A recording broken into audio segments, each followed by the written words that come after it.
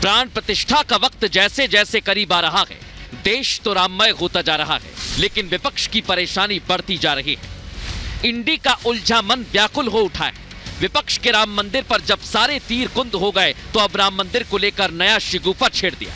जरा आप भी सुनिए कांग्रेस के वरिष्ठ नेता बीके हरिप्रसाद को।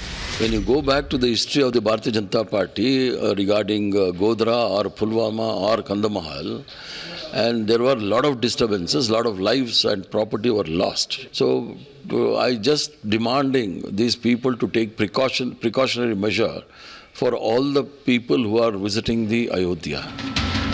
नाम में इनके हरि है, लेकिन भगवान के काम में विघ्न वाली बोली बोल रहे हैं। वैसे गोधरा जैसे कांड वाली पिच पर उद्धव ठाकरे पहले ही बल्लेबाजी कर चुके हैं, लेकिन उद्धव उस पर हिट विकेट हो चुके हैं। येत्या काही दिवसांमध्ये राम मंदिराचं उद्घाटन होईल। तारीख ठरते। मला कोणी सांगितलं की शिवसेना प्रमुखांच्या वाढदिवशी करतात 23 जानेवारी, म्हणजे चांगलं आहे, स्वागत आहे। पण डाव असा असू शकतो की राम मंदिरासाठी देशभरातून लाखोच्या संख्येने हिंदू बोलवायचे, बस, गाड्या, ट्रेन सगळ्यात यायचं आणि तिकडनं झाल्यानंतर परतताना मध्ये कुठेतरी गोधरा ठरवायचं। बोलू शकता।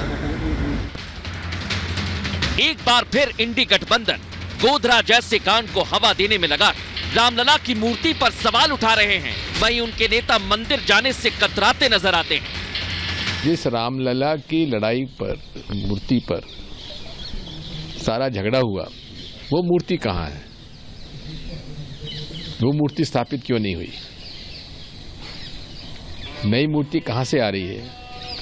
वो रामलला की मूर्ति जिस पर कि सारा झगड़ा हुआ, वो कहाँ है?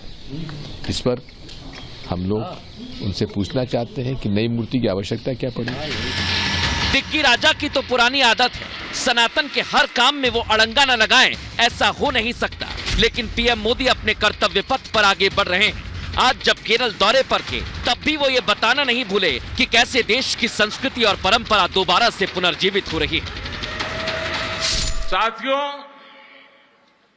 सौभाग्य से मैं भगवान शिव की काशी का सांसद हूं और यहां भी वडक्कुम नाथन मंदिर में शिव खुद विराजे हैं।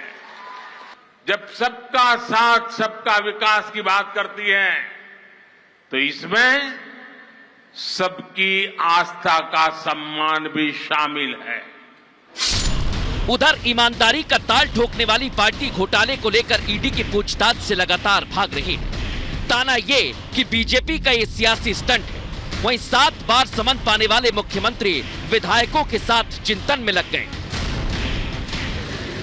राजनीति में आने से पहले ईमानदारी की दुहाई देते थे। आज सबसे बड़ी बेईमान पार्टी आम आदमी पार्टी बनी है, जिनके एक नहीं अनेक मंत्री जेल में है, उप मुख्यमंत्री जेल में है।